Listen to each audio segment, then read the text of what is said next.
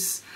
À l'approche de ce merveilleux jour de Pessah, il faut savoir que l'un des buts essentiels de la fête de Pessah, c'est renforcer notre émouna, renforcer notre foi et notre croyance en Akadosh Baruch Hu.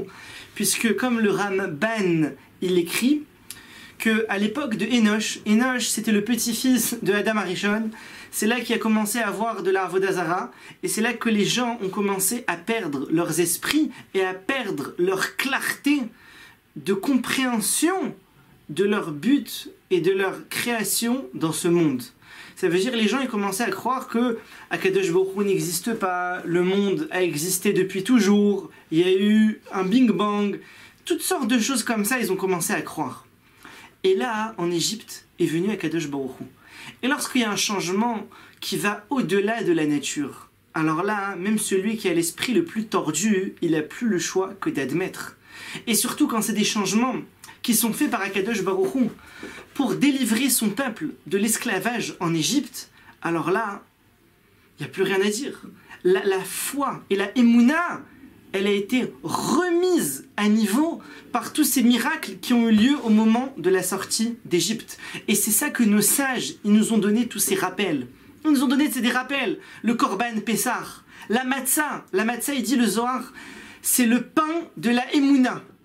À chaque fois qu'on mange de la matzah, on fait rentrer en nous de la émouna. C'est incroyable.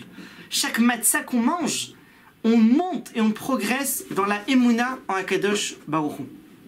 On a aussi la mitzvah du Maror, la mitzvah de la Haggadah de Pessah. On raconte, d'ailleurs Pessah, c'est quoi ces lettres-là de Pessah? C'est P, c'est la bouche, Sar, elle raconte.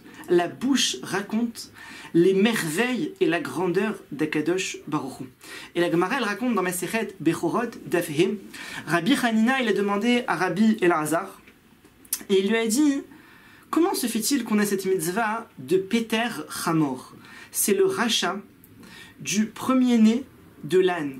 Et pourquoi est-ce qu'on n'a pas le rachat du premier-né du chameau, premier-né du cheval? Pourquoi spécialement Peter Hamor, rachat du premier-né de l'âne? Et il lui a dit quoi? Il lui a dit parce que quand on est sorti d'Égypte, eh ben les ânes, c'est eux qui ont aidé le Ham Israël à porter leur butin. On était là-bas esclaves, on est sorti avec des butins immenses, de l'or, de l'argent, des pierres précieuses, des diamants. Et où est-ce qu'il fallait porter tout ça? C'est les ânes qui ont porté. Et comme les ânes ils ont porté, ils ont eu ce mérite-là qu'on a fait sur eux une mitzvah, la mitzvah de Peter Hamor. Et on a aussi la mitzvah de Pidjan Aben, celui qui a un fils aîné. Le premier fils qu'il a. Si bien sûr lui n'est pas Cohen, ni lui ni sa femme, ni lui ni sa femme ne sont Lévi. Alors il y a la mitzvah du Pidjan Aben, du rachat du premier-né. On rachète le premier-né au Cohen. Pourquoi est-ce qu'on rachète le premier-né? Ça aussi c'est un rappel. Ça nous rappelle la grandeur d'Akadosh Baruch Hu qui nous a protégés et qui a sauvé les premiers-nés juifs de la dernière plaie de Makat Bechorot.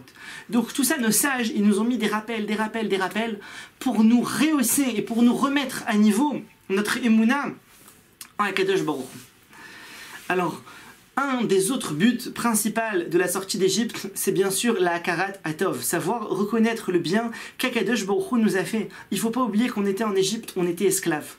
Alors quelqu'un il se levait le matin, c'était une vie d'esclave. Il portait des briques, il portait des charges, il se faisait frapper, il n'avait pas de nourriture, pas d'habits, rien du tout, pas d'intimité, pas de vie, rien, il n'existe pas. Et Akadosh Baruch Hu, il vient, il nous sort. Il nous sort de tout ça, mais pourquoi? Pourquoi est-ce qu'il nous a sortis de tout ça? Deux buts. Il nous a sortis de tout ça pour nous donner la Torah et pour nous faire rentrer en Eretz Israël. Ça veut dire, il faut comprendre que la Torah, les mitzvot, toutes ces choses-là qu'on doit faire. Alors on peut voir ça comme un fardeau. Il faut se lever le matin.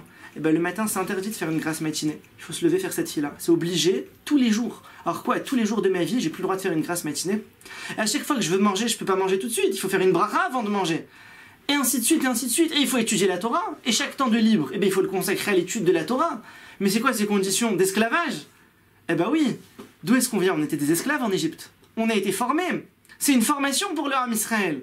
On a été esclaves et donc il faut comprendre que si maintenant on a une liberté, mais cette liberté, elle doit être remise à Akadosh Baruch Hu.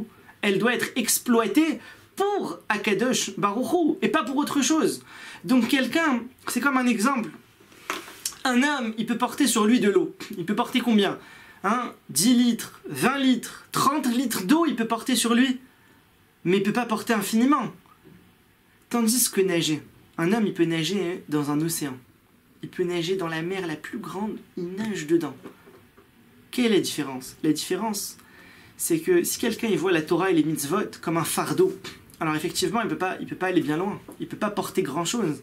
Mais s'il voit la Torah et les mitzvot comme un plaisir, alors là, il peut nager dans la Torah, il peut nager dans les mitzvot. Mais comment est-ce qu'on peut arriver à voir ça? À travers la fête de Pessah, on comprend qu'on était des esclaves en Égypte. Et Hachem, il nous a sortis. Et donc maintenant, on kiffe, on profite du service d'Akadosh Baruch Hu. Parce qu'on sait d'où est-ce qu'on vient. Qu'est-ce qu'il était auparavant.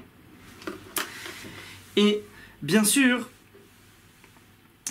Akadosh Baruch Hu, dans tous ces miracles qu'il nous fait, à Pessah, c'est des miracles qui sont énormes, des miracles grandioses, la mer qui s'ouvre, les 10 plaies, des miracles exceptionnels. Mais il faut aussi savoir remercier Akadosh Baruch Hu dans les petits détails, dans les petites choses. Et on lit dans la Haggadah. Dans la Haggadah, on commence comment? On commence, on dit, Mitechila, au début, nos ancêtres, ils faisaient de l'Avodah Zara. On le raconte clairement. Mais t'as pas honte, cache-toi, ne dis pas ça. Non, je dis d'où je viens. Qu'est-ce qui se passait avec mes ancêtres? Lavan à Arami, il a voulu nous tuer. On le raconte aussi dans la Haggadah. Pourquoi? Pour savoir d'où est-ce qu'on vient et le mérite que c'est de pouvoir croire en Akadosh Baruch Hu et de pouvoir étudier la Torah. Et par la suite alors, dans la suite de la Haggadah, on loue Akadosh Baruch Hu, on dit ah, Akadosh Baruch Hu il nous a fait sortir d'Égypte, Beat Razaka, avec une grande main, Bishfatim Gedolim, avec des grands jugements. On raconte tous les miracles, on loue Akadosh Baruch Hu. Pourquoi est-ce qu'on le loue dans la Haggadah? Parce que les oreilles, nos oreilles, ils ont besoin d'entendre. Quelqu'un, il peut connaître dans son cœur. On connaît dans notre cœur tout ce qui s'est passé. Mais quand on l'entend avec nos oreilles, et bien là on peut le vivre, parce qu'il faut vivre. Nos sages, ils nous disent, chacun, il doit se considérer à chaque génération comme si lui-même, il était sorti d'Égypte. C'est pas je raconte l'histoire de mes ancêtres, c'est mon histoire à moi-même. Moi, je suis sorti d'Égypte. Moi, j'étais là-bas en Égypte. Et je suis sorti, et pas je suis sorti, Hachem m'a fait sortir. Akadosh Baruch Hu, Birvodo, Uve'atzmo m'a fait sortir. Et c'est ça la Gemara, ce qu'elle dit dans Masechet Psachim, Daf Kuftet Zayin. Là-bas, la Gemara, elle raconte l'histoire de Rabbi Nachman. Il avait un servant qui s'appelait Darou. Darou, c'était le célèbre esclave de Rabbi Nachman. Et Rabbi Nachman, le soir de Pessah, il s'adresse à son esclave Darou et il lui dit, dis-moi, si jamais ton maître te libère, et non seulement il te libère, mais en plus il te donne de l'or et de l'argent, qu'est-ce que tu ferais à ce maître-là? Et là, Darou, son serviteur, lui répond, et il dit, mais ce maître-là, je le remercierai, mais surtout, je le louerai. Et là, Rabbi Nachman, en entendant ça, il commence tout de suite la Haggadah de Pessah. Ah, vas-y, maïnou les pharaons, et il commence à réciter toute la Haggadah avec joie, avec simcha. Mais pourquoi est-ce que Rabbi Nachman a besoin de demander à son esclave? Alors le Rashbam là-bas, il explique, il dit, parce que Rabbi Nachman, il le savait dans son cerveau, il le savait. Mais lorsque son esclave, il lui a dit, et en plus l'esclave, il vit cette situation réelle, il est vraiment esclave, avec des yeux émerveillés en espérant être libéré et recevoir en plus de l'or, de l'argent.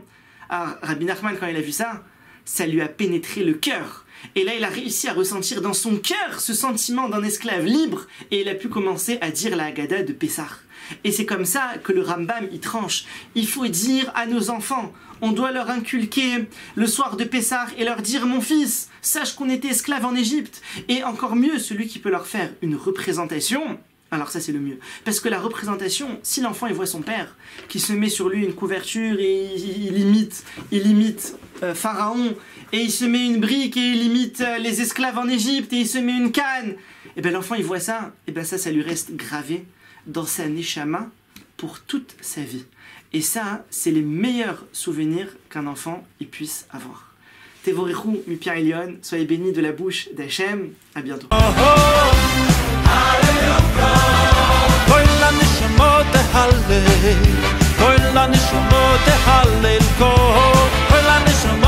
Hallel